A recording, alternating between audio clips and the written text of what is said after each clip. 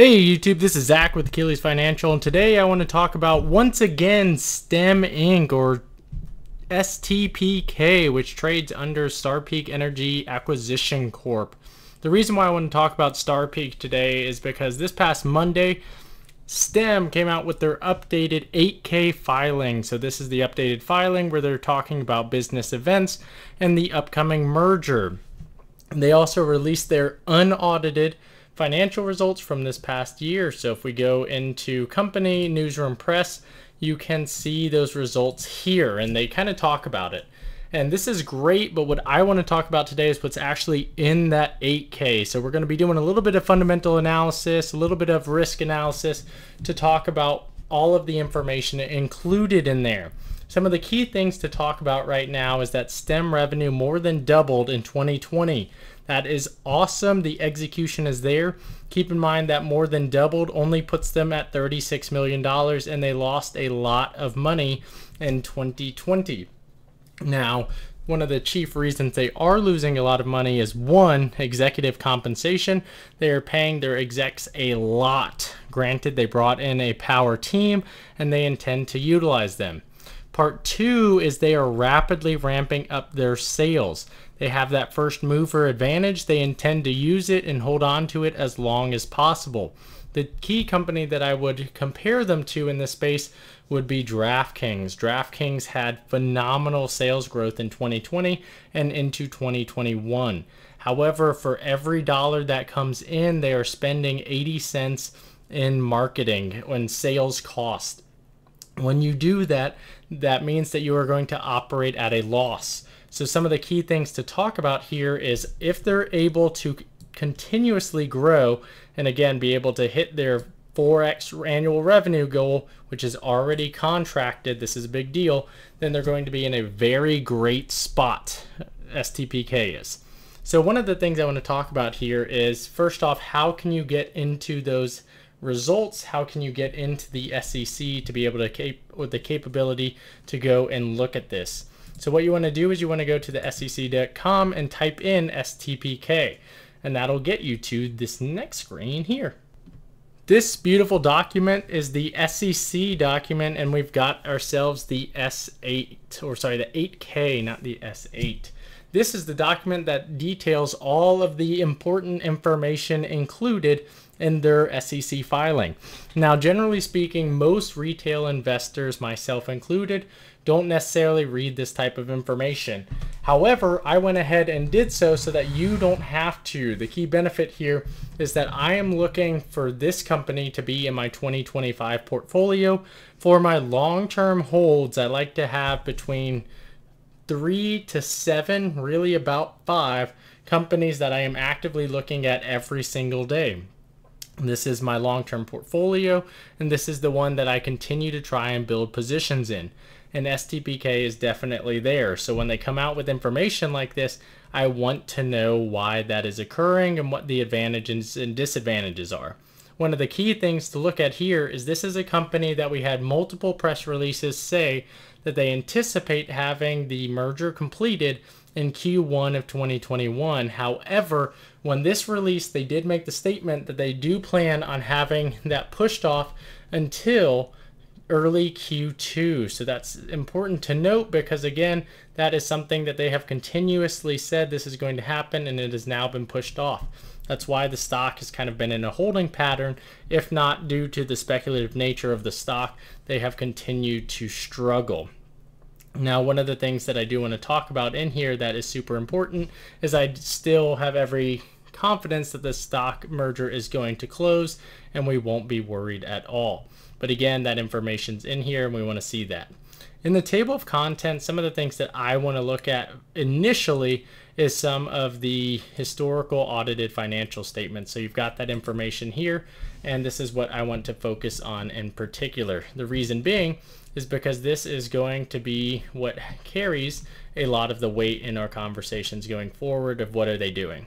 So first and foremost, I want to talk about the ownership.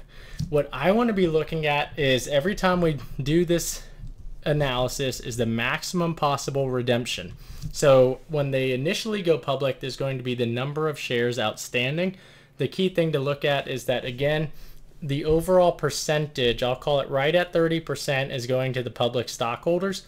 I think that this is one of the better stocks out there, or better SPACs out there, because of this reason. That 30% is a big deal. The other advantage here is that continues to be the outstanding total even from a redemption perspective. Now, what happens here is you can see that those PIPE investors get the benefit of holding on to most of those potential redemptions. Those will be coming in at $10 a share.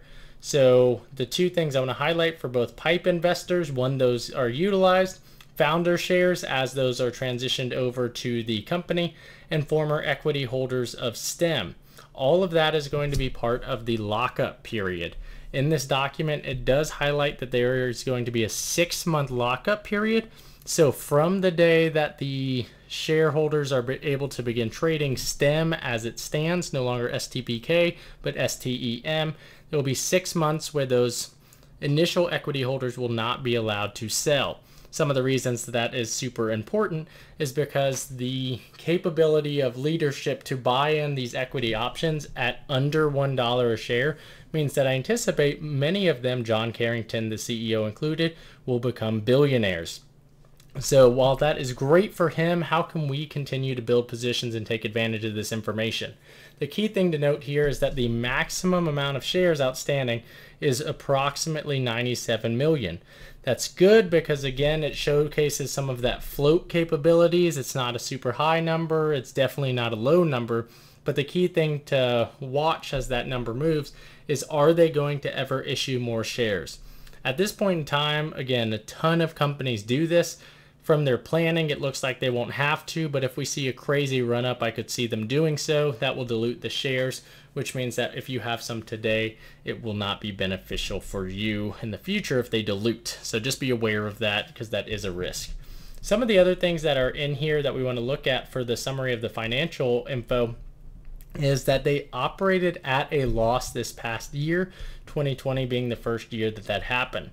So they don't have a lot of assets that they can utilize in 2020. They're bringing on a lot of cash going forward. So again, that's why they have this net loss.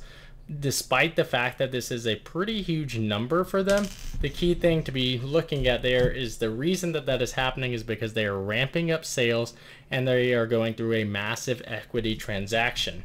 So I don't necessarily want to look at that information.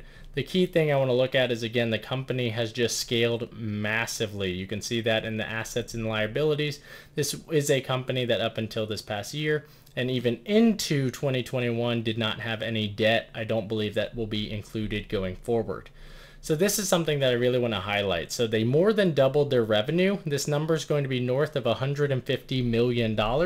All of that is contracted. It is already sold, already under signature. The reason why that is important is because if you saw the recent Hindenburg research report on Lordstown Motors and the accompanying interview with the CEO on CNBC, you saw that they basically said they had a ton of orders and they really didn't. This is a different story because that is already contracted, which means that the person, the customer, is going to have to deliver or at least make payments, or they're going to have to pay a fee to get out of that contract.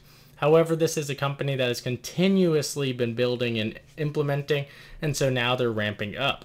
I anticipate that we're going to continue to see their bookings number, so that's when the salesperson makes the sale compared to the revenue number when they deliver on it, will continue to go up. It was huge this past year. One of the reasons it will continue to go up is, as we talked about in our last update video this past weekend, that they are hiring right at 50 employees. They're growing the company at 25%, with a large amount of that being in the sales organization. Again, they are spending a lot so that they can grow a lot, and the profitability will come later. One of the things that they talk about in here is that they are planning on being profitable in 2022. So you can see, again, just some of the cost of revenue is actually higher than the revenue, the operating expenses being higher again. So that's just something we're going to have to deal with short term.